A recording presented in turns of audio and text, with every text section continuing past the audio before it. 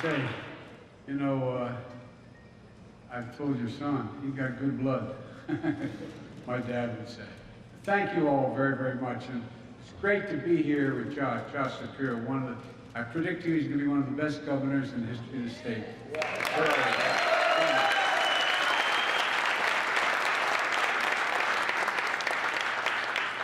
That's in large part because he married up. And I want to thank Congressman Brendan Boyle for the passport to get in his district. Brendan, you've been a great friend from the time we've been together. Thank you, thank you, thank you. By the way, he now leads the Democratic part of the Budget Committee. He's the guy that's going to determine whether or not my budget gets passed. But you know, while we couldn't be here, I want to thank Jim Kennedy, who's a good friend, the mayor of Philadelphia, and two great senators, great close friends, Bobby Casey and John Fetterman, who will continue to deliver for people of Pennsylvania, I believe. Yeah. John, if you can hear this at all, we're with you, pal. We're with you.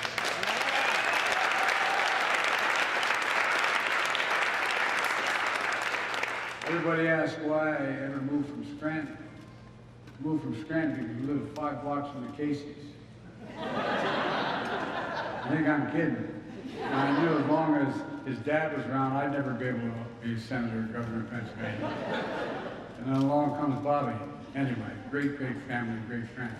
Folks, here's why I'm here today. For too long, worker people have been breaking their necks.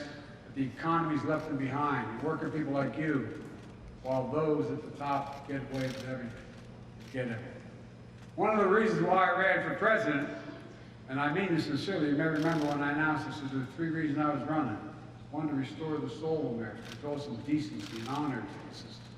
And 2, to rebuild the backbone of the country, the middle class. And the middle class does well, the poor have a way up, and the wealthy still do very well. And the third one is to unite the country. Didn't think we could do that. But as we've seen all the talk about we never get any cooperation with the other team, the last 2 years, we passed some pretty big things with bipartisan support.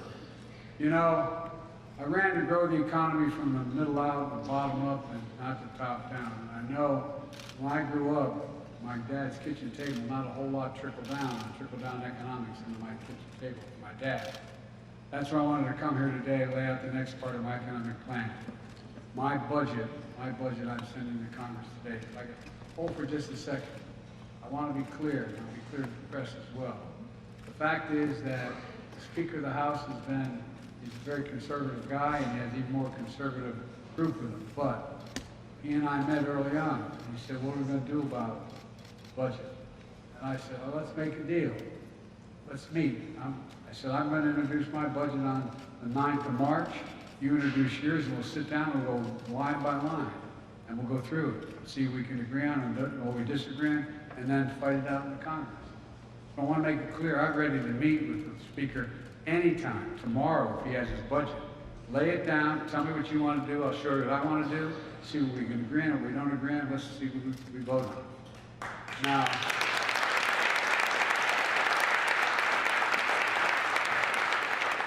I'm not going to lay out the entire budget. That would take the rest of the day. But no, it's a detailed budget. But I want to give you the contours of what we're for and how it's in stark contrast to what appears to be what the other teams for. My dad had an expression.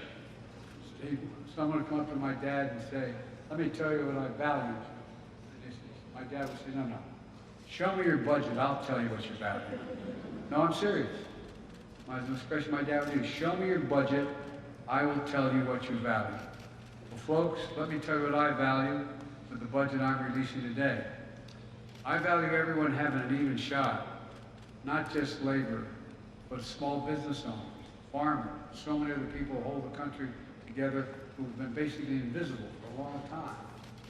So at the end of the month, after working like the devil, they just have a little bit more breathing room, my dad would say. After you pay all your bills, you're sitting at a kitchen table writing out the last bill, you have just a little bit of breathing room. So my budget reflects what we can do to lift the burden on hardworking Americans. And there's more than one way to do that. And that's what brings us down to everyday cost. How much do things cost? It's not just whether we brought down inflation 7 months in a row. We're going to whip it. But in the meantime, there's other ways to take what is inflation in your budget. I just met, I won't embarrass them by pointing out, I don't have permission, but I just met a woman who has health care costs that are $600,000 a year, $7,000 a month. So guess what? How can you possibly deal with that?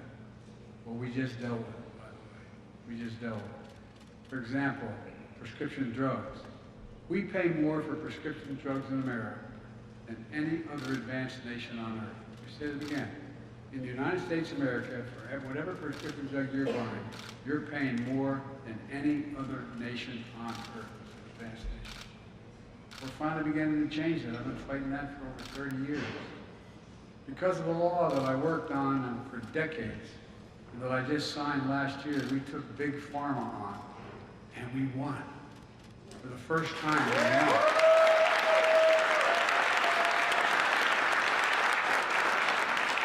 The other team didn't think that's a good idea. None of them voted for it. They think Big Pharma should be able to make extraordinary profits, exorbitant profits at the expense of the American people. That's not hyperbole, that's a fact. Medicare finally has the power now to negotiate for lower drug prices. And by the way, they've been able to do that at the VA. The VA, they're able to say, we're only going to pay X amount of dollars for this particular drug that, in fact, veterans need. The only actually exempt was Medicare. They couldn't do it for Medicare. Now they can. And it's going to lower prices for seniors. But here's the deal.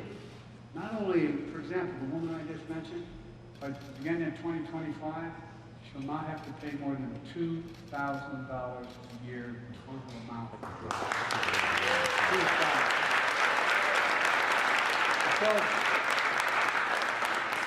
Folks, it's not just going to save people's lives, it's going to save people money. So they don't have to go bankrupt to try to stay alive. It's going to save the government. It's going to reduce the deficit. $160 billion. These guys keep saying, how are you going to cut the deficit? Well, guess what? If your tax dollars don't have to go out paying all that exorbitant price for Medicare to drug companies, and it's rational, it's going to save $160 billion in tax dollars.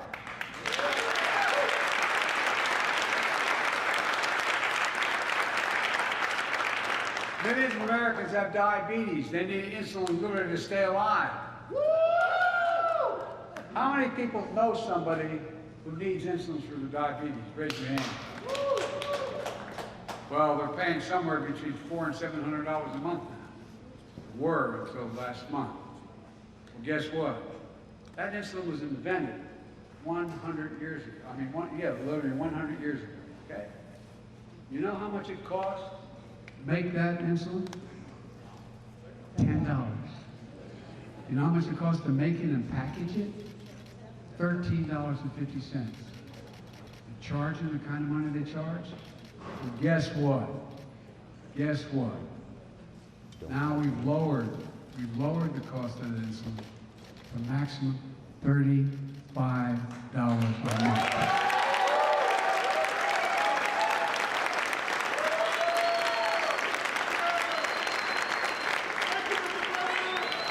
I was at a town meeting in Northern Virginia last year. A woman stood up and she was a little embarrassed to speak. She said, I have 2 daughters with diabetes and I can't afford the insulin. And she talked like that. She said, and we have to split it sometimes. Can you imagine looking at your son or daughter and knowing you don't have the money to pay for the insulin to keep them alive and healthy? Not a joke. Talk about being deprived of your dignity. Well, not anymore.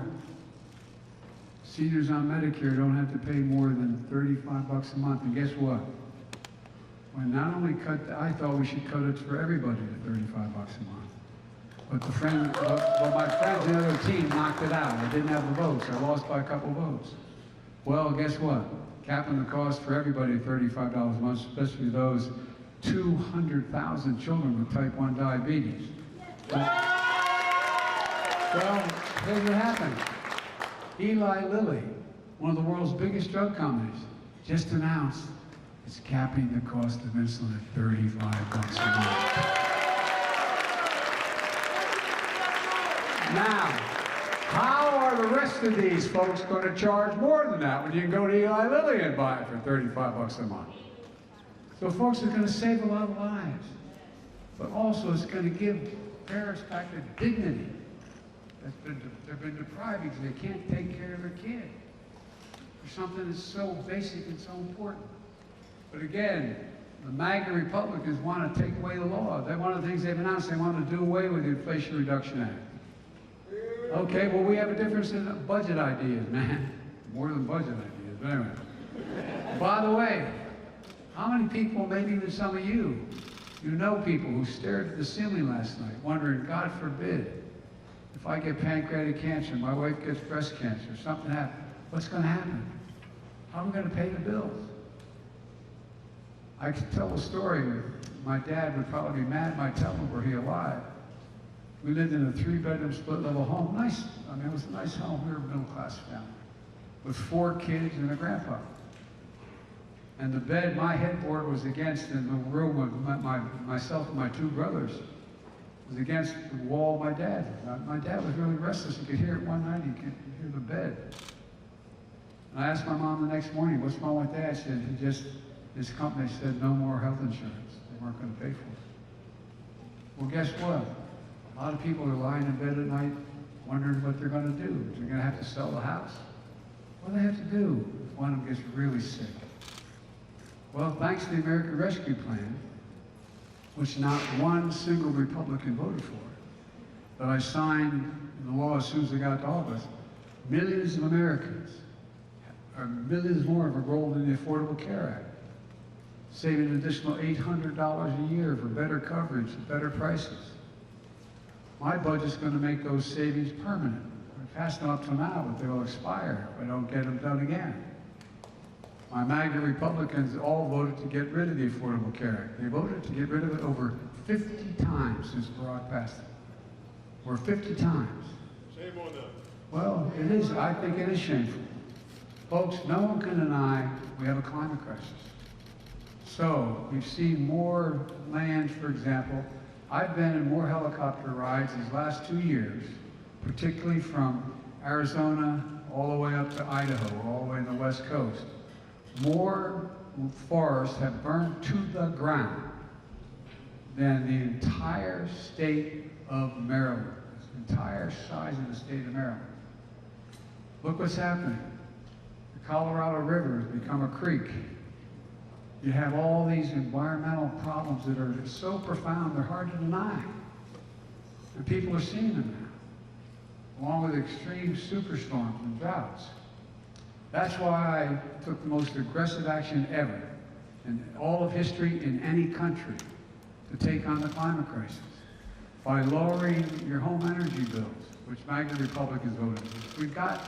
We've now gotten to the point where it's cheaper to generate electricity from wind and solar than it is from coal and or fossil fuels. And I'm from Scranton. Okay, I'm not against coal per se. A lot of people made a living on that. But we're providing incentives for folks to make the transition. So here's what we're doing.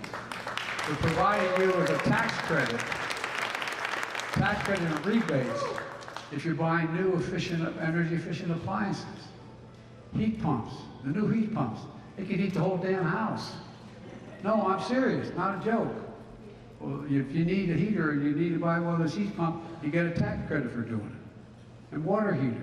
Tax credit to weatherize your homes with better windows and doors. I gathered together leaders from American Auto Workers in the South Lawn of the White House, all American manufacturers.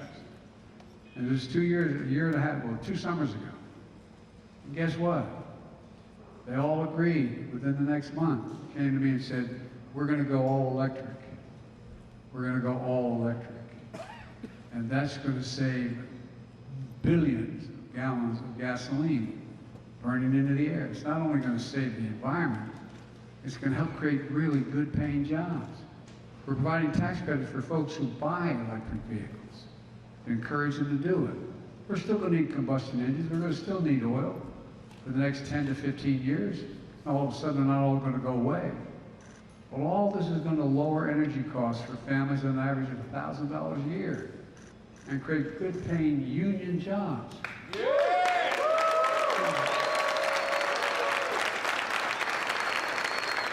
Jimmy, I told you I was going to be the most pro-union president in history. I've kept my promise. I've kept my promise.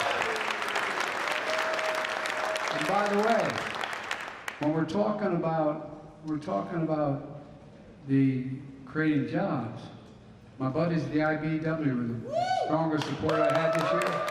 Well, guess what? They're going to install 500,000 charging stations all across America. And by the way, the things I'm proposing not only lift the burden off of families in America, it's all going to generate economic growth. And that's not all. To support working parents, my budget expands access to affordable child care for millions of families. And it's going to invest in paid family and medical leave. It's all of you fought like hell for, so that the U.S. is no longer the only major economy in the world that doesn't have paid leave. Folks, my budget also invests in elder care and home care. How many of you are like I went through with my mom, my dad, as they got older? They wanted to stay in their own home. It was cheaper to stay in their own home than to have to sell everything and have everything on to go into a home. Well, fortunately, I lived close enough and they could move in with me. But my point is, it's cheaper if we in fact provide for the ability for them to stay in their homes. It's not only right thing to do, but it's cheaper on the taxpayer. All the things are going to help folks go to work, generate economic growth in our nation, and still take care of their families. The point is that every time I talk about things, people talk about it like this is an overwhelming burden on the taxpayer. It's going to save money for the taxpayer. No, it really does. Save money for the taxpayers. And generate growth. That's how the economy grows. That's why I was able to create 12 million new jobs in 2 years. More than any president in American history has created in 4 years. We've done in 2 years what no president's done in 4 years. Because of you. But the point is, it's good for everybody. Not hurting anyone. My budget also restores the child tax credit. You know, when that was in place during the pandemic, guess what? Child poverty was cut in half to the lowest level in all American history. And guess what? Because moms were able to go to work. Moms were able to go out there and make a living. Folks, we can reduce child poverty and increase child opportunity. Again, it's going to help millions of parents go to work, knowing that children are being taken care of. And yet, only a few of my Republican friends support it. My wife Jill, who's a Philly girl.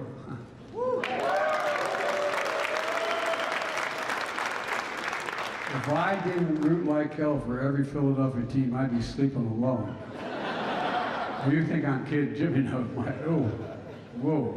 Anyway, she's in class today teaching. She has an expression she uses, for real. He said, any country that out-educates us will out-compete us. Let me say it again. Any country that out-educates us will out-compete us. For decades, we were the only country in the world. We led the world economically. We were the only economy in the world that was moving that fast because we were the best educated public in the world. We started before any other country. Other had higher education, was more sophisticated, and a lot of private institutions.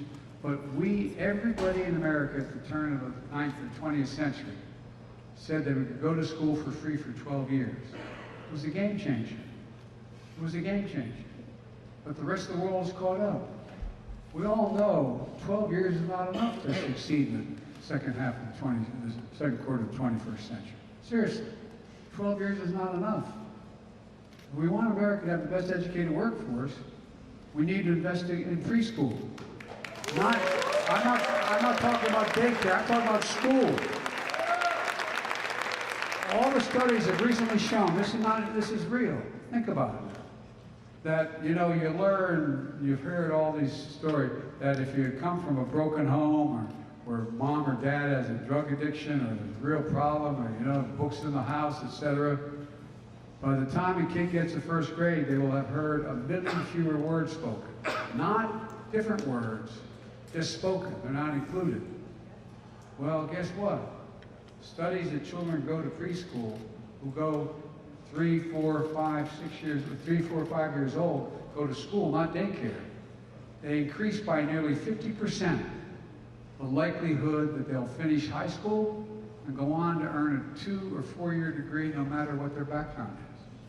Because guess what? The brain's still developing. They're still developing. They're exposed to the same thing other kids are exposed to. They grow. We also know that many families struggle to afford college for their children. That's why we have these things called, and some of you may have used them, Pell Grants. For families earning less than $60,000 a year, you can get a Pell Grant to go to college, help them pay for college. For the last 2 years, we've increased Pell Grants by $900. And my budget increases by another $820.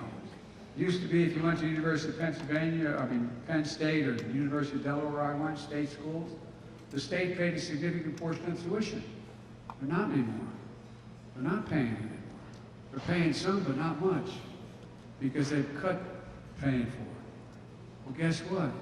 Try paying for college, even in a state institution where you can commute. It's expensive as hell, especially if you're a couple kids in a family making less than 60 grand a year. So it matters a lot. It matters a lot. The more we educate people, the better chance they have. Doesn't mean everybody's educated is going to succeed, but it's a significantly better opportunity. And the world's getting a hell of a lot more complicated. And a hell of a lot more complicated. So I've increased my budget. We increase it now, as I said, we're paying another $820, helping people from families with low incomes. Let's connect students' careers and opportunities starting in high school. We should provide for 2 years of community college. By the way, in school, when you're in your sophomore, junior in high school, you should be able to take credits that allow you to qualify for college credit at a state university or at a community college. People are beginning to do that around the country. Some of the best training in America occurs there. Let's offer every American a path to a good career, whether they go to college or not. Like the path you started here, the first apprenticeship program in the nation, in which students can graduate as a full-time journeyman with an associate's degree.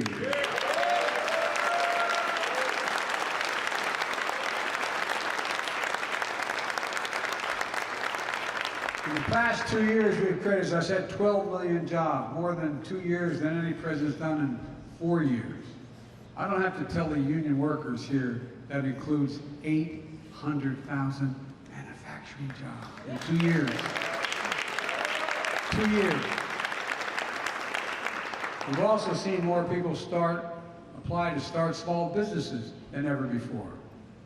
Not just unions, it's small businesses. People are now, more people, what's someone making an application to start a small business? It's about hope. It's about hope.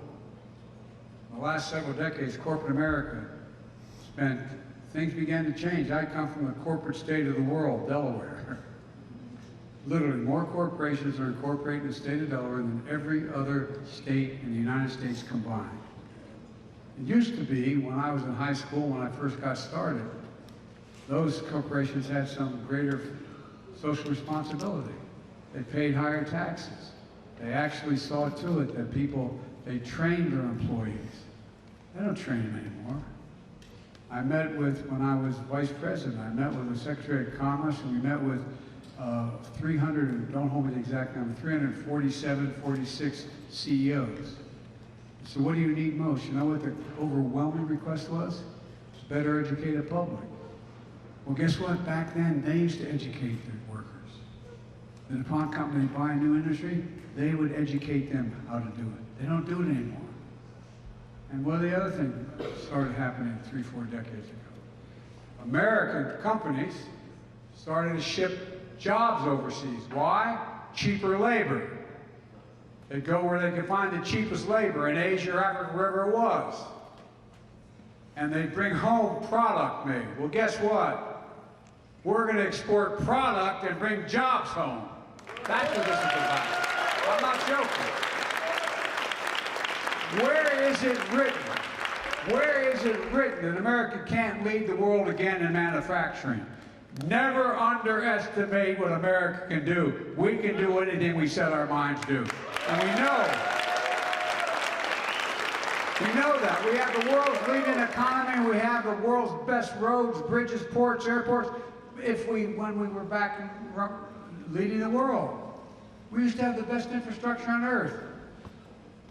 But the world caught up. You know where we rank in terms of quality infrastructure in the world? Number 13. 13.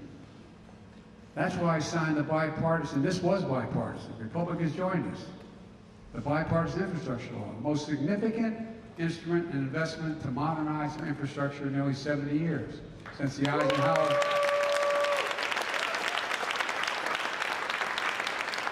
We and you are going to spend, we're going to spend $1.2 trillion over 10 years to rebuild the infrastructure of this country. How can you lead the world if you have second-rate ports, highways, drinking water, etc.? Instead of Infrastructure Week, which became a punchline with the last guy, remember every year there's going to be Infrastructure Week? Well, we got Infrastructure Decade.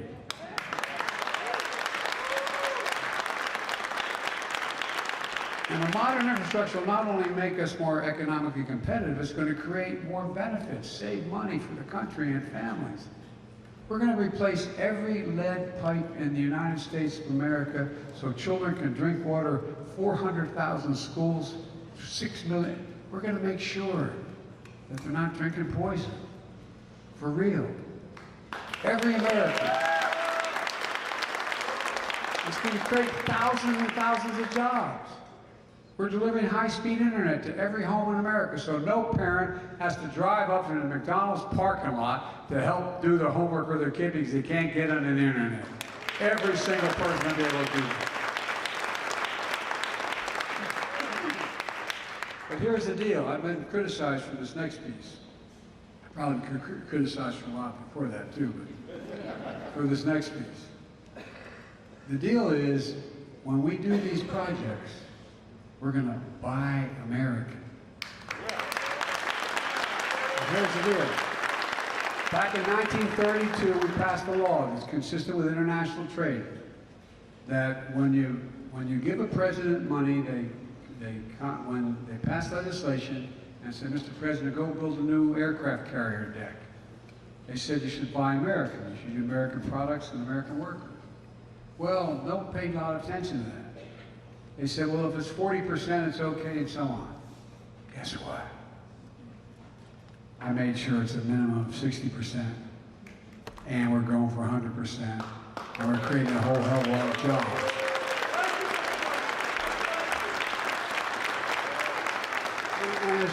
And it's not to hurt any other country, it's not. But think about it. You know, I wonder how many people talked about, quote, the supply chain before the pandemic. Everybody knows the supply chain is now. Well, guess what? The reason why we stopped making cars for a while, they became so expensive, we lost the supply chains for computer chips. Because we invented in America, we miniaturized them, we made them better, and guess what? They went all overseas. In Southeast Asia, other places. So when the pandemic hit them and they had to close down, we had no access to computer chips. You can't make an American automobile without those chips. You can't make a refrigerator without those chips. You can't make a cell phone without those chips, and so on. So, and I've spoken with my European friends, the heads of state, to make clear to them, we're not trying to deny them anything. But here's what we're going to do. We're going to be at the beginning of the supply chain, not the end of the supply chain. So folks,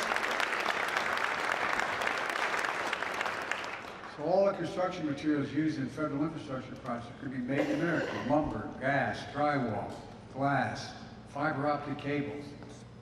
And on my watch, American roads, bridges, highways, they're going to be made with American products. In addition to that, We need to get back to leading the world in inventing and innovation. You know, we used to spend 2% of our entire gross domestic product on innovation and science.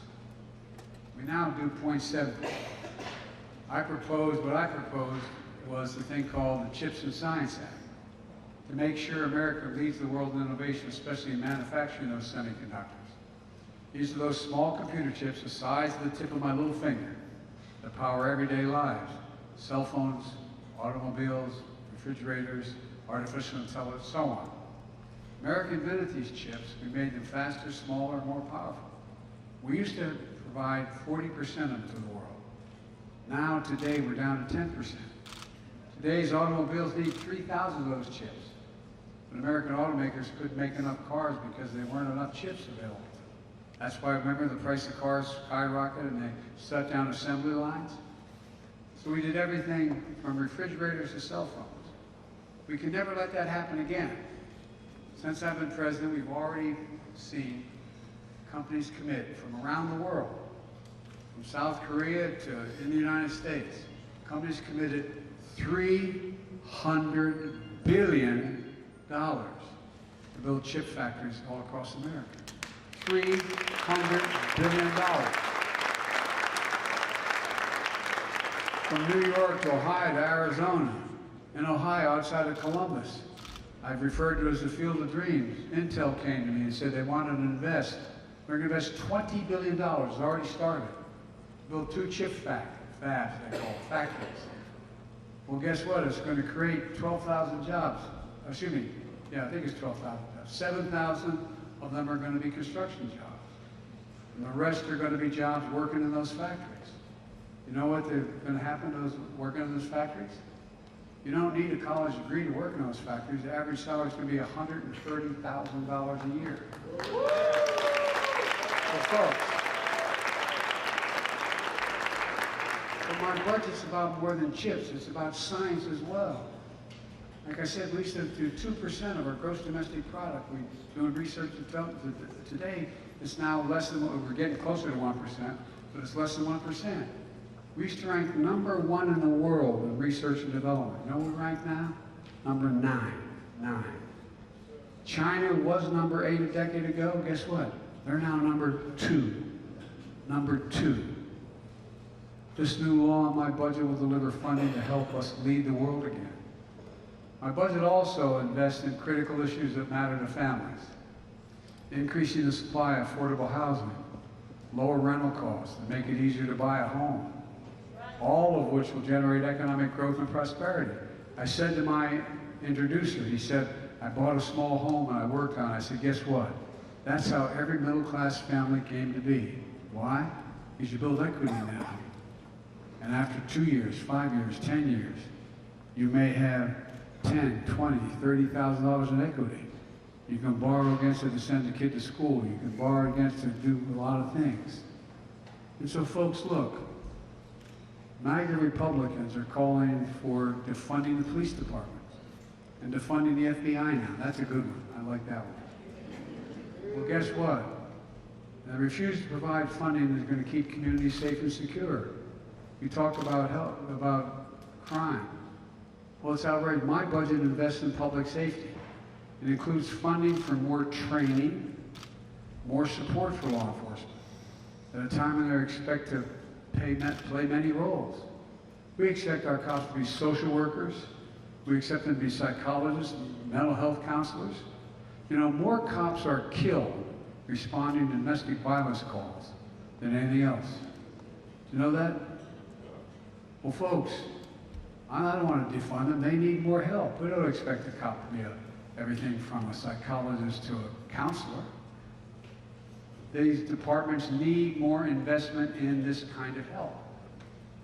And we're going to fund proven strategies for accountable and effective community policing so cops know the communities they serve. The communities know them. We've got to get cops back on the street. Back on the street in the communities they know. Where they know the people, where they stop in and they know the guy who owns the liquor store. They know the preacher who runs the local school, the local ministry. They know the person who runs the local grocery store. When we did that in the Bible crime bill, crime just plummeted because they know folks. I remember I was in Wilmington. My son used to be the Attorney General of the state of Delaware. And he'd have his folks go out and knock on the doors. And there was a lady who called who lived on 4th Street, in an area that's kind of tough. She was had rented one of these old Victorian homes, you know, the kind that have an outcropping on the corner of the. And she could hear the gangs below getting ready to do what they're going to do. But she's scared to death to call anybody because she knows if they found out it was her, they'd be back. So my son made sure the cops gave their phone numbers to the people in the neighborhood with a commitment they'd never say where they got the information. And guess what? Violent crime dropping. She could pick up the phone and call and say, they're outside. I can hear them. They're talking about this they're going to do. Cops need help. There's some bad cops, by the way. What we did, my Justice Department just did in Louisville, Kentucky, was long overdue with those suckers. And by the way, how many cops you know like bad cops? I don't know many. Not a joke. We're going to provide 100,000 more community policing officers nationwide and invest in tens of thousands of more school nurses and school counselors and mental health help. We're going to save communities billions of dollars over time. Every community needs, especially in the wake of this pandemic. Let's be clear about another key point in my budget. I guarantee you, I will protect Social Security and Medicare without any change. Guaranteed.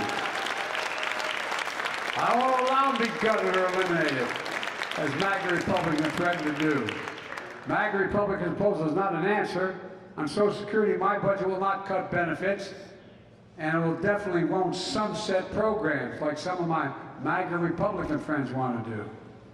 It'll secure Medicare through 2050 and beyond, ensuring that the vital program keeps going strong for generations without cutting a single penny in benefits. And by the way, did you all happen to see any of the State of the Union address?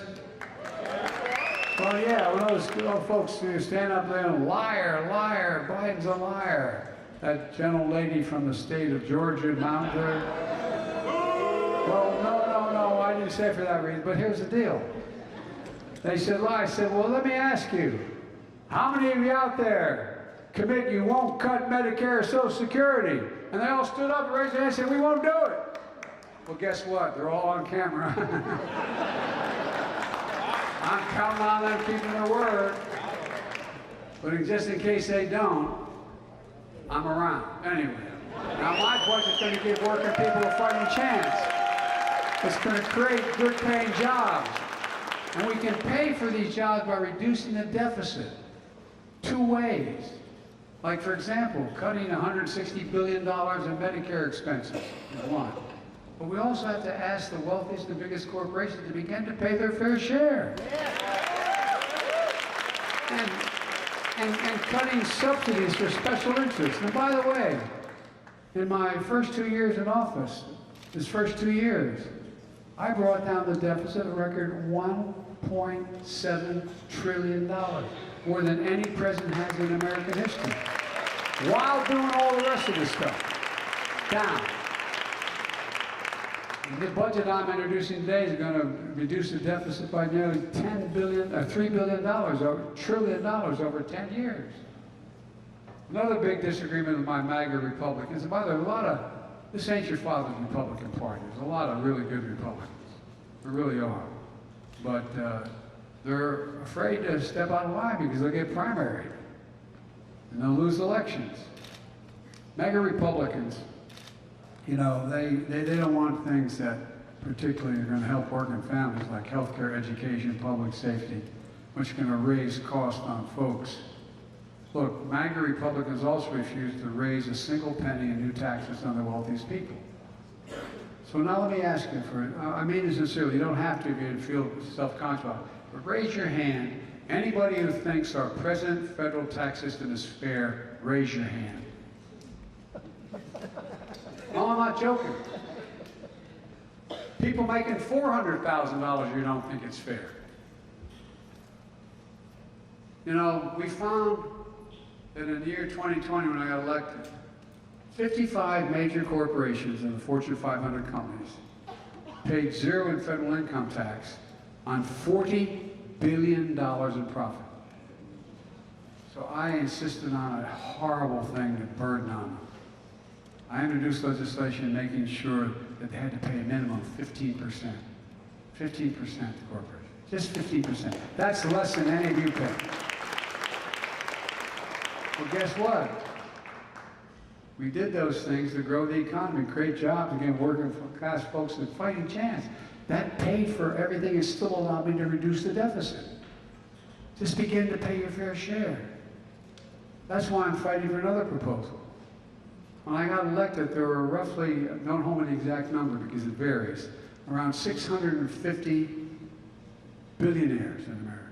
Now there's over 1,000. You know what the average tax they pay, federal tax? 3%. T-H-R-E-E, 3%. No billionaire should be paying a lower tax than somebody working as a school teacher or a firefighter or any of you in this room. So my plan is to make sure the corporations begin to pay their fair share. It used to be 35%. We cut it down to 21%. I think we should be paying 28%. It's going to be a real fight in that. We should be paying more than 21%. Let me be clear, under my plan, and I made this commitment when I ran, I haven't broken it yet, I never will. No one making less than $400,000 will see a penny in federal taxes go up. Not a single penny. Now, why did I do it $400,000? Because I doubt anybody here makes $400,000. I did it to make the case that I'm not going after anything remotely, any ordinary folks, because they're paying their share. We're also going to save billions of dollars on going after criminal who commit fraud. You know, a lot of people are saying to me that they don't like the idea I'm prepared to forgive up to $20,000 if you got a Pell Grant, or $10,000 for anybody who has a student loan during the recession. Well, guess what? We paid the so-called PPP program. We paid significant, I think it's $900 billion. I think, don't hold me that number, but it's well over 9. For anybody who had a tough time with their business during the pandemic. So they could pay employees, they could do the, but guess what? You may remember, I was running for office at the time, and you all may remember that I had a big fight with the former president, and maybe future president. Bless me, Father. Anyway, all kidding aside. And here's the deal. What happened was, the folks who are really going after me for trying to, and by the way, 90% of all the debt forgiveness for student loans will go to, under my plan, 90% will go to families making under $75,000 a year, okay? 90%. But here's the deal. The PPP program forgave a lot more, and I'm not suggesting it should, but the big fight you may remember going on was, what happened was, our good friend, the former president, decided all the inspectors general, the guys who watched everything. I did a major program under Barack Obama. He asked me to dealing with the deficit reduction plan and on. And guess what? I had all these inspectors checking every decision I made to make sure they were good. He fired them all. I said, you shouldn't do that. Well, guess what? Now we're finding out there's billions of dollars stolen. So my Justice Department is now going after them. We're doubling down on prosecuting criminals who stole relief money meant to keep workers and small businesses afloat during the pandemic. And we're going to triple our anti-fraud strike force. Double the statute of limitations. We have more time to go after these guys. Crack down on identity fraud and criminal syndicates who stole billions of dollars from American people. And the studies show for every dollar we put into fighting fraud, taxpayers get back $10. 10 times as much. And let's get something else straight. My budget cuts wasteful spending by getting rid of special tax breaks for big oil companies who made $200 billion in profit last year in the midst of a worldwide recession. $200 billion. And folks, over the last 2 years, we made a lot of things, a lot of progress with Republican help as well. Sadly, from what I'm hearing, House Representatives these days, they're suggesting the cooperation may have come to an end. That's why I talk about the MAGA Republicans. This is not your father's Republican Party, as I said before. MAGA Republicans are threatening to default on the national debt. Keep talking about the national debt, the $1 trillion debt. It took 200 years to accumulate that debt. It's not recent debt. This is all the debt that's been accumulated interest on the debt for over 200 years. And by the way, President Trump, when he was president, in 4 years, he increased the national debt by 25%. Just in 4 years. Remember that multi-billion-dollar tax break? Did you get any of it? Raise your hand if you got it. No, I'm serious. So folks, 200 years accumulated. It was added to that administration. 25% did it by itself. I met with the new speaker, as I said, of the House, on how we should proceed to settle our differences without jeopardizing the full faith and credit of the United States of America. We have never reneged on that debt. Now they're telling me if I don't do what they want, cut Social Security, whatever they propose, then they're going to renege on the debt. Every single major economic institution, conservative, liberal, says that will cause a massive recession, and put us in the hole for a long, long time. Well, folks, here's what I said. Instead of making threats about default, which would be catastrophic, let's take that off the table. Let's, as I said at the beginning, let's have a conversation about how to grow the economy, lower costs, and reduce the deficit. I just laid out the bulk of my budget. Republicans in Congress should do the same thing. Yeah. Then we can sit down and see where we disagree. Our Republican friends said they want to reduce the deficit, but they did the math. We did the math on what they've put forward so far. And our estimate, I'm happy to be proven wrong, my plan is going to reduce the deficit by $3 trillion over 10 years. Based on what we know so far about their plan, it's going to explode the deficit by more than $3 trillion over the next 10 years. If I'm wrong, show me. I want to cut taxes. They want to cut taxes for the wealthy and large corporations. Take away the power we just gave Medicare to negotiate lower drug prices. Look, and that would, as I said, would cut the deficit significantly, $160 billion, just by doing that. And if they say they want to cut the deficit, but their plans would explode the deficit, how are they going to make the math work? What are they going to cut? As I said, in the State of the Union, you may have seen the back and forth of the MAGA Republicans and me. Through their shouting and unruliness, they seem to say they're not going to cut Social Security and Medicare. Well, like I said, well, what about Medicaid? What about the Affordable Care Act? What about veterans' benefits? What about law enforcement? What about aid to rural communities? What about support for our military? What will they make, how do they make these numbers add up? Here's the deal. If MAGA Republicans in Congress try to repeal the Affordable Care Act, Social Security, Medicare, Medicaid, I'm not going to let them. Folks, we haven't even talked about my budget for national security or intelligence and foreign policy communities. My budget makes robust investments in our military and defense. Let's see what the MAGA Republicans propose. And let's be clear where I stand. I'll not allow the cuts, the needs of the intelligence community or our military to help keep us safe. We're the greatest fighting force in the history of the world. And I'll not let the Republicans diminish our capacity to cut the benefits to our servicemen or veterans and their families. So, going on too long, and I apologize. Let me say this one more time. The MAGA Republicans are using the threat of default for the first time in history. They're risking America's health and security. It's dangerous. So let me close with this. My budget is about investing in America and all of America, including places and people and folks who've been forgotten. Amid the economic upheaval of the past 4 decades, too many people have been left behind or treated like they're invisible. Not anymore. I promise you, I see you. We've got work to do, but we made a lot of progress in the first 2 years. And families across the country are starting to breathe a little easier. But we got further to go. And I can honestly say, I have never been more optimistic about America's future than I am today. I mean that sincerely. As you can tell, I've only been around a few years, like 400.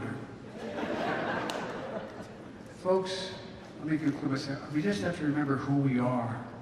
We're the United States of America. There's nothing beyond our capacity. I mean it. Nothing beyond our capacity if we do it together. So God bless you all, and may God protect our troops. Thank you, thank you, thank you.